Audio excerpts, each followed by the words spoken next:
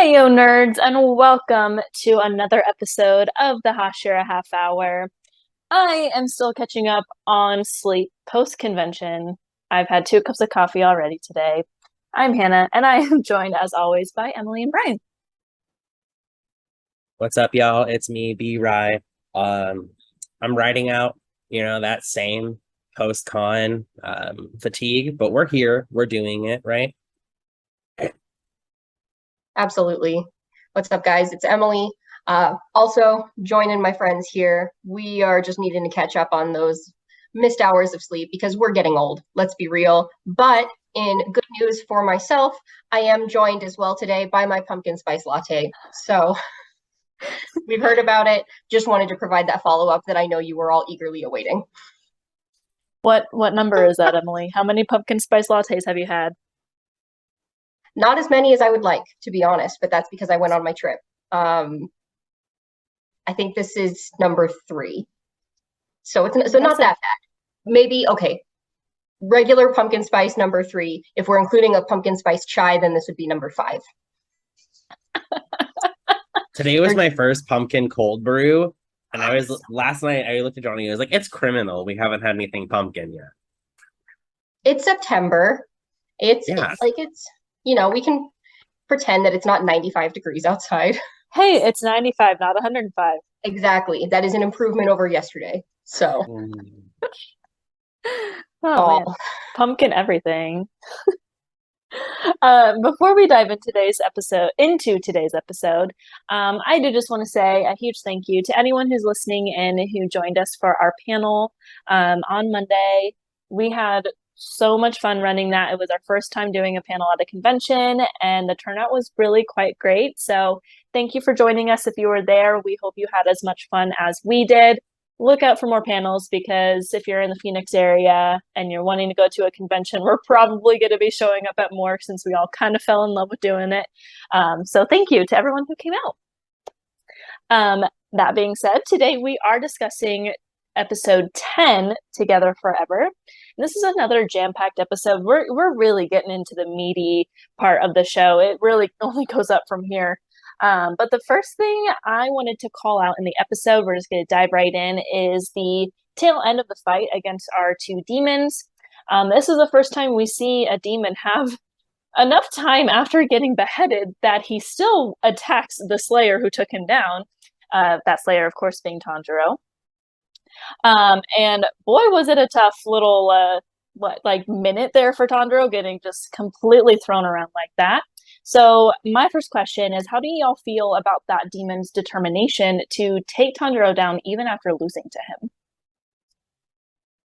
I think that it kind of shows, the essence of his demonic nature and the bloodlust, because in my opinion, I don't even know if I would describe it as a determination to take him down. The words that he uses is like, you're not suffering enough. It's not enough. It's not enough. You deserve to suffer more. And I think that there's something almost more haunting about that than just saying, I want to kill you. I'm coming for your life. Like, no, I'm here to cause you enduring pain. Mm-hmm. So I think there's definitely something pretty ominous in that, being that those are even the demon's last words that he would want to exact like any kind of revenge through a slower form.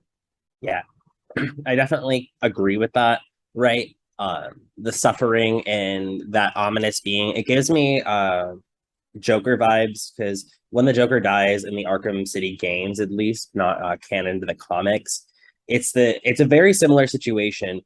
The Joker put himself in his own situation where he's poisoned himself, and Batman has the cure in his hands, and he's like, I'm taking that cure from you, stabs him in the neck, but also ends up having him drop the cure for his own poison. So it gives me that same vibe. Well, I'm going to try and take you down at the same time, even if it's my dying breath. And I think that's kind of how every villain works to a certain extent, right? Every hero wants the most optimistic outcome, but every villain wants the most chaotic and vengeful outcome. So I definitely think it kind of comes back to that root of being a true demon. And demons usually are born out of, from what we know so far, the suffering of their human lives. So I definitely think it just is very on par and very canon to what we know about demons so far. Definitely, yeah. again, just it being the first time we're seeing someone like get taken down and still be like, I'm gonna make you suffer like as long as I possibly can. And he sure did. I mean, Tanjiro had a broken rib and a broken leg after that. So definitely ouch, as I would like to say. Yeah, I think that was the first time we've seen a demon be able to continue attacking after already kind of dissolving. Yeah, I I don't mean, know. I think it might be with at least to that intensity so far. I think every demon we've interacted with so far that we've taken out has like dissolved almost immediately. It's been like simultaneous with Tanjiro bringing his blade down that they are gone, and this demon actually, because they were more powerful, had more time and could just continue the attacks even though he was slowly dissolving. I think it's really interesting, right, to see kind of now Tamayo mentioned that these are not 12 Kazuki, that these are just like kind of plain demons, and that this is the first time we're seeing that. So it definitely gives us more context as to what we can see in the future, right? Because we know that there's a hierarchy of these demons, and we're still scraping the bottom of it. And they were, I would say, somewhat struggling to finish that fight, right? And so now Tanjiro knows even more, right? Yushido was like, those demons were weak. And he was like, weak? What do you mean? I'm trying. And so it's just that scale to the understanding of a power hierarchy within this world is really cool. Definitely. It was a tough, definitely the toughest fight yet, but we have so much to come. But good for Tanjiro for taking him out. Like that was a tough way to end the fight, though. Um, Moving on to the battle between Susumaru and the rest of the group, we are really starting to see Nezuko kind of come into her own with her power and abilities. We've seen little moments here and there, and we're continuing to get those little moments to show like that she's getting that power. How do you feel about Nezuko's power up here? Do you feel like it was just enough to get a glimpse into what's to come? Do you think it was maybe a little too much power, just like all of a sudden she's able to take on this demon? Kind of what are your thoughts on that? I think with Nezuko here, I think it's a really interesting moment, right? Because you saw Tamayo give her like a healing solution, I think is what they called it, right? And so uh, she said that this doesn't give anyone extra power. It just like resets you. And so I think that comes back to Nezuko's almost second growing up, if you will, because right when she reverted to a demon, we saw her kind of revert to that baby-like state. And now she's starting to understand like larger concepts and social context. So I think this is a kind of a motivation for her is like, oh, I just got hurt and I wasn't able to protect the people. I need to work that much harder. So in her own sense, she's been inspired by her brother, right, who's worked so hard to protect her, that now maybe those feral thoughts are driving that power and driving that motivation to win the fight. So I think that was a really interesting way to kind of demonstrate that like power up. Yeah, I agree. Um, it does come on pretty quickly, but I think it just speaks to how quick of a learner she is and that she's able to pick up on other demons' movements and has applied steady improvements in every fight that she's been in so far. This was probably the toughest one. Losing her leg immediately can't be great, but she's almost able to treat it like it's a extreme demon game as well. She's like, oh, you're gonna throw the ball? I'll kick the ball back. Let's see what you think about that. And you can tell that it's kind of a shocking moment for everyone, I think, that's surrounding them. Like, oh, is she able to do this? I know that they mentioned like they're like kind of looking, they're like, could this be that this is the healing potion? Like, no, this is just Nezuko learning on her own. All I did was help heal her a little bit, but she's figuring it out. So I don't know that I think it's too much of a power up to start. I think that it's pretty in line with what she's done so far, and it just goes to show and foreshadow how much stronger that she's going to continue to get. Yeah, I think they did a really good job at just like showing us little moments of her power, like to show that she is extremely powerful, but not like, you know, cancel the universe right away. She has a lot of learning to do for sure. Right. Like, and they mentioned that, if this other demon were to go like full out against her, she still wouldn't stand a chance kind of thing. And that's when Tamayo has to step in. But it's her ability to learn and to adapt, I think, so quickly that's going to make her really dangerous in the future. Nezuko has a lot to learn, but I believe Nezuko can save the demon world.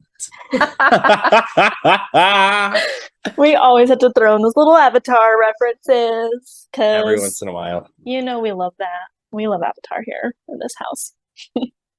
Well, that's actually a really good segue. You mentioned Tamayo kind of taking over because she mentioned that the demon is still formidable, and while Nezuko was putting up a fight, that if she were to go all out, it probably still wouldn't go well for Nezuko. So switching kind of over onto that part with kind of closing out this fight, I found it interesting that Tamayo mentioned the reason behind demons being cannibalists.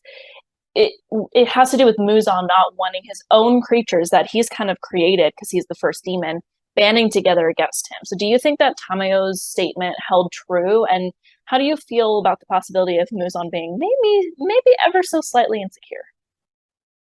I think that you can only be a leader if you have people following you, right? So you have to figure out what way you're going to procure a following, I think. And so Muzan's method for banding demons together, at least on his side of the general fight, is fear. I think he's able to manipulate them with fear.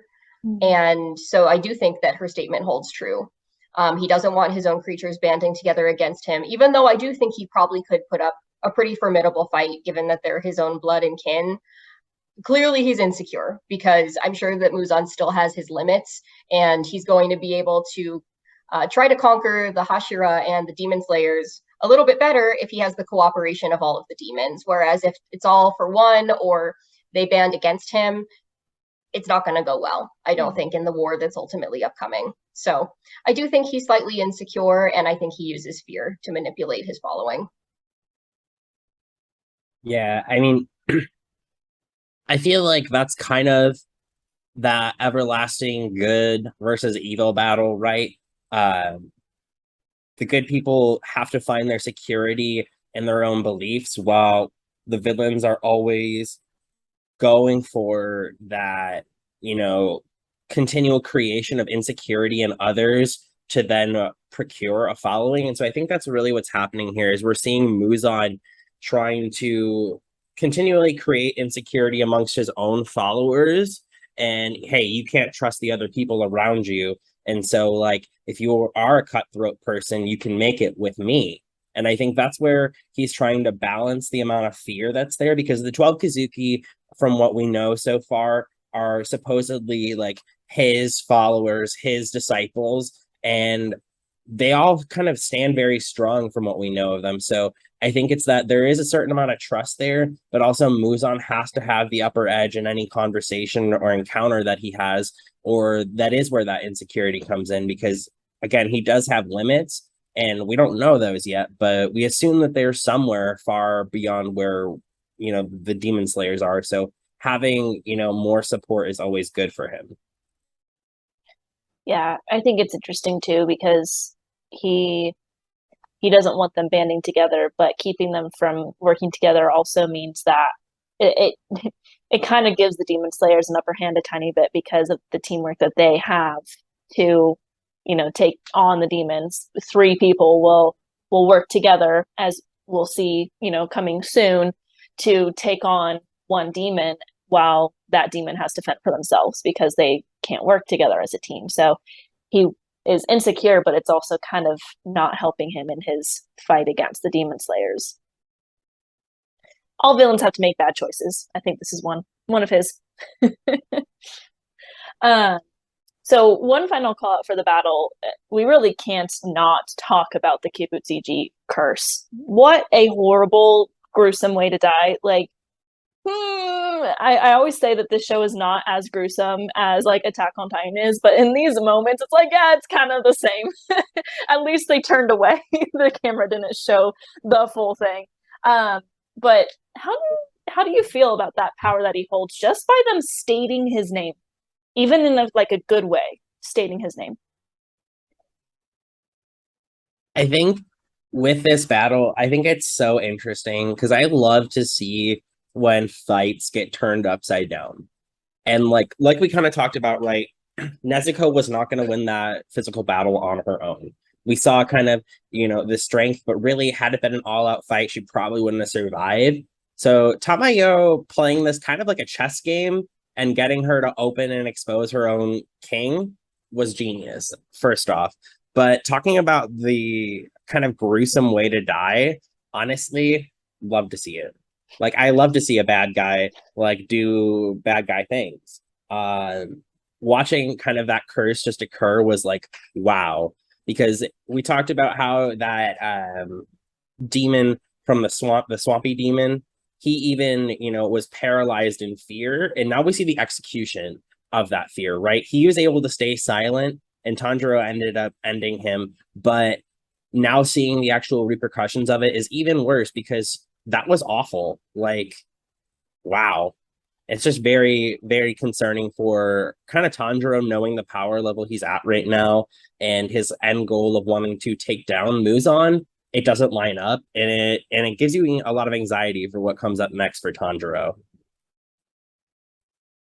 Yeah, I mentioned that use of like fear and manipulation before, and I think that this is a perfect example. It's not like this guy's a little bit scary. It's like this is the threat if you even break one of the smallest possible rules that he happens to have. It's like you mention a name, even endearingly, and this is the fate that you are going to suffer. So he's able to manipulate that level of fear for a reason, clearly. And it's not the first time that we've seen it. We saw this with the swamp demon previously as well, where he wouldn't even say the name. He's like, I can't. He would not even talk about it. He'd rather the Tanjiro just kill him. And this is probably why, because he knew that this was on the other end of it. So you can see the level of power that's already being exerted. But it kind of makes you wonder also like why this would be such an extreme rule as well. As of this point in the show, I kind of think that it's because the name holds a lot of power. We've seen that Muzan is kind of a chameleon and he's able to like shapeshift and adjust his appearance and his location to suit what he's needing. If somebody has a true name like Tanjiro, I think that puts him in danger as well. So that's probably why this rule is in place, but it doesn't make it any less gruesome of a rule. Well, like you said, like, go ahead. I was saying, and she was like, Lord Kibutsuji is super strong, like vying for him, fighting, and then all of a sudden he was like, ha, you did. Yeah, she wasn't even saying like a bad thing. She wasn't being, interrogated and asked who is your leader, because I think that he has made this curse because he doesn't want these demon slayers and his enemies to know his name even. And I think that's the main reason why he has that. But she was like saying good things. She was defending him. And it's still because she simply uttered his name was the reason that she died so gruesomely. It's just, it's so insane. Incredible. There was a lot to go over this episode, but I do really want to quickly speak on the second half as it kind of, the battle was winding down and we got a little bit of interaction, very adorable interaction between the group. The name of the episode was called Together Forever, so it was more kind of calling to this part of the episode. As Tanjiro denied Tamayo's suggestion of leaving Nezuko there, even though it might have still been safer for her. So what are your overall thoughts on that scene and Tanjiro's decision to, obviously keep Nezuko with him together forever? I think objectively, you could consider that it might be a little bit safer to leave Nezuko there, but I think that Tanjiro doesn't trust that she's going to be safe anywhere but at his side. Mm-hmm. He's already lost his entire family. She's the only sole survivor. And even that is like a little bit questionable because she's not in the state that he left her in. And so I think he just feels this innate desire to protect her and to keep her close by so that he can be certain and see with his own eyes that she is going to be safe. Mm-hmm. So I think it was really nice that Tamayo offered, but I don't think there was ever a chance that Tanjiro was going to leave Nezuko anywhere but with him. Yeah, and I mean, even with Nezuko being at his side, how safe is she even then, right? Like, there have been multiple times where it's been close calls. The Swamp Demon episode, again, he had to jump out the swamp, and in the blink of an eye, they had the demon before he was going to hit Nezuko real hard. Like, that would have been kind of a blow for her. So, really, Tanjiro is just like, I feel like maybe it's his accepting of responsibility for Nezuko at that point, thinking, hey, like, I can try my best to protect her as much as I want, and even at that, she may not be safe. but at least it's going to be my responsibility and I won't be blaming someone else for the lack of that. I don't think Tanjiro would do that in the first place because that's not his personality, but still, he doesn't want someone else to feel the guilt that that person didn't fulfill the promise of Tanjiro either. Yeah, I think he thought about it for a moment, but then like she grabbed his hand and like stared at him, like that she was like, I don't want to stay here, I want to be with you. There is something to be said about pulling her into battle everywhere that he goes. That not necessarily is the safest option, but he also knows that he can protect her and that she can protect him and that they work together. And I really liked that very sweet moment where she clearly was like trying to communicate with him through just her actions since she can't speak, that she did not want to leave him too. It was kind of like both their decision, I think. Awesome. Any other call outs before we move into our favorite moment? Like this episode was a little bit shorter, or maybe it just like went faster because I feel like this was maybe a little bit of a transition episode into the next arc. But I definitely think even when we get these episodes that are maybe that don't feel as long, I feel like they still provide us a lot of world building and context. So I do really like that these episodes, even when where they're placed in a plot line, whether they're at the end in the falling or they're at the beginning in the rising of the plot, I still feel like we get a very good amount of like content, emotion, and I just think that again speaks to like the value and the quality of this anime, just because I never feel disappointed with an episode. Mm-hmm. And I think that's kind of something to say, having watched finally finishing Ranking of Kings, adding another one to the list, and starting Spy Family. I feel like I've watched a lot of animes where I feel kind of disappointed from episodes, and now I'm really starting to, see how every episode is just giving. Mm-hmm. That's what Demon Slayer's good at, is there's no like filler episodes. They move on at a good pace. It doesn't feel rushed, but it also doesn't take too long. It's just like that happy medium of things are happening. A lot happens in this episode. I agree. It went very fast, but we covered a lot of ground with like development of the story and everything. And that's something that I think Demon Slayer gets to a T. It's just the pacing of everything is perfect. All right, well, it is time to transition into our favorite moments of the episode. I will go first. There were quite a few moments that I particularly loved. I could call out the moment where Tanjiro handed Susumaru the little ball before she disintegrated in the sun. Was just like a really sad but like sweet moment. We really are still seeing that empathetic side of Tanjiro, and seeing that she was probably just a kid when she was turned into a demon. But I just want to talk about like Tanjiro and Nezuko's interactions as a whole in that second half of the episode in the basement. I've mentioned multiple times how much I love their sibling bond. It's probably like my favorite thing about the show. But that entire scene was just so freaking cute. It literally had me melting. Like I was like, like they're so cute. Like their little hug and their emotions on their face. You can just really see their love for like each other and how much they care about each other in that entire scene. And of course, Nezuko like hugging Tamayo and patting Yoshiro on his head because she sees them as like her family as well. That whole scene was just had me melting, like I said. It was so precious. Yoshiro hated that. He was literally like, like, and he also hated that Tamayo was getting hugged by Nezuko. Like, bruh, this boy needs to learn emotions, my guy. But I guess that's a minor moment for me. Obviously, we know I love my main boy right here. Seeing him cry on screen for the first time, love Big to see it. introduction. He was like, I'm gonna die soon anyways, you need to marry me. And I'm like, constant state of panic. Feel that one. So that was obviously one of my favorite moments of the episode. But also, I think kind of like the better or the more emotional one was Tamayo getting hugged by Nezuko and then her crying and saying, thank you, Nezuko. Like, that was amazing because she's like, maybe someone does see humanity in me, even though I'm a demon. I thought that was really cool. Mm-hmm. These are all really good moments. It was a good episode. Definitely very emotionally compelling. I would have to agree with both of the ones that you each brought up. But another moment that I thought was just kind of fun, that was a callback to something that we'd seen before, was Yushiro at the very end. And he's like, hey, Tanjiro, before you leave. Tanjiro's like, what? He's like, your sister is actually really beautiful. Even though we called her like a hag before. He's like, oh, this isn't true. And he's like, this kid's actually all right. Let me try to have some kind parting words for once, which feels a little unnatural for him, but I thought it was a sweet, like, kind of pure moment nonetheless. I like that you call that out because Yoshiro is actually starting to care about the two because of the way he treated Tanjiro earlier with Tamayo's spell. Like, he tried to be all like, oh, I don't care about you. Never mind. I'm going to go where she is. But that he was like, hey, like, this is very dangerous for you.